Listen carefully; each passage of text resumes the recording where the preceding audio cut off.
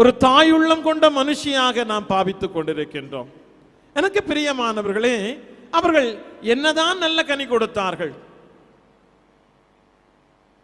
அவர்களுடைய உருவாக்கம், அந்த உருவாக்கத்தை தம் மகன் இயேசு வழியாக வெளிப்படுத்தி கொண்டே இருந்தார். சோக்கிய நன்னா வழியாக தான் கற்றதையும் பெற்றதையும் அனுபவித்து உணர்ந்ததையும் தனக்குள்ளே தக்க வைத்துக் கொள்ளாமல் இறைமகன் இயேசுவிடம் சிறு வயதிலேயே ஊட்டி வளர்த்தார்.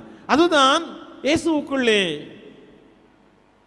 ஏழைகள் மீதான கரிசனையாக, ஒடுக்கப்பட்டோருக்கு பார்வை கொடுக்கக்கூடிய விதத்திலே, யார் யாரெல்லாம் சமூகத்தினுடைய விளிம்பில் இருந்தார்களோ அவர்களை தேடி சென்று உதவி செய்யக்கூடிய ஒரு நேயமிக்கவராக, இறுதியிலே ஒட்டுமொத்த மக்களுக்காக கல்வாரியில் தன்னையே முழுமையாக பலியாக்கக்கூடிய வீரத்தையும் கொடுத்தது.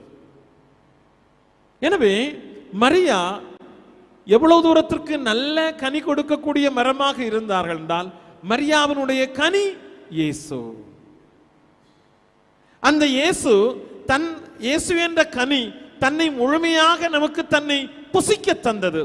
வார்த்தை வடிவிலே, தன்னுடைய வாழ்க்கை வடிவிலே, விருந்து வடிவிலே தன்னை முழுமையாக நமக்கு கொடுத்தார், கொடுத்து கொண்டே இருக்கின்றார். அவர் கொடுத்து கொண்டே இருக்கின்றார் என்றால்